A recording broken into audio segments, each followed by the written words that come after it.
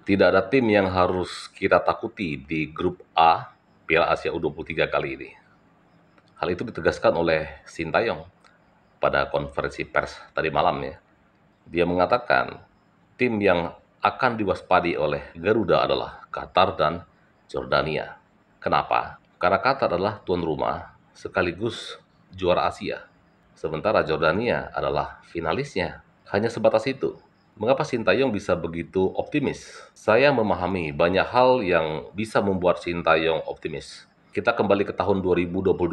Waktu itu timnas U23 kita dikalahkan Australia di kualifikasi untuk Piala Asia 2022. Ya, kita kalah dua kali, tapi dua-duanya itu kalah tipis. Sintayong bilang, secara teknis, skill individu para pemain, Indonesia sama sekali tidak kalah dengan Australia. Yang kita kalah itu hanyalah masalah mental. Ya, itulah yang dikatakan Sintayong pada saat itu. Nah, apa yang berbeda dengan tim nasional U23 tahun 2022 dengan timnas U23 di tahun 2024 sekarang? Di tahun 2022, Sintayong itu baru membentuk kerangka tim. Dia mulai mengumpulkan para pemain yang cocok dengan karakternya dia, menyusun kerangka tim, dan mulai membentuk karakter permainannya. Nama-nama Witan, Asnawi, Pratama Arhan, Marcelino Ferdinand, yang pada saat itu masih berusia 17 tahun. Kemudian Rizky Ridho, Dewangga, Elkan Bagot, sudah menjadi anak asuh Sintayong. Mereka terus berproses sampai ke titik sekarang tahun 2024.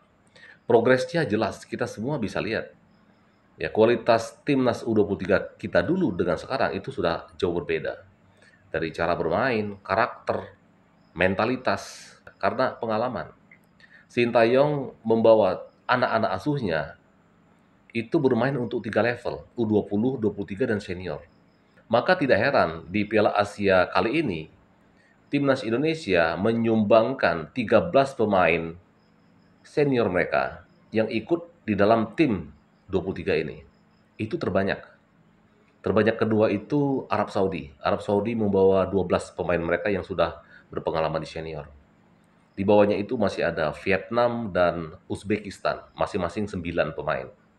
Ini menggambarkan sebuah proses pembinaan yang kontinuitasnya itu berhasil dipertahankan oleh Sintayong.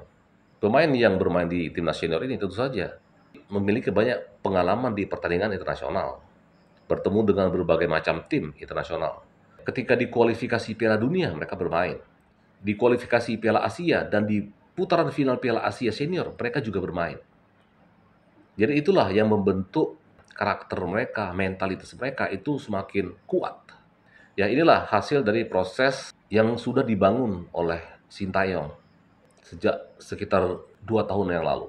Di grup kita lihat, Jordania itu hanya membawa satu pemain yang bermain di timnas senior. Australia itu membawa 2 pemain.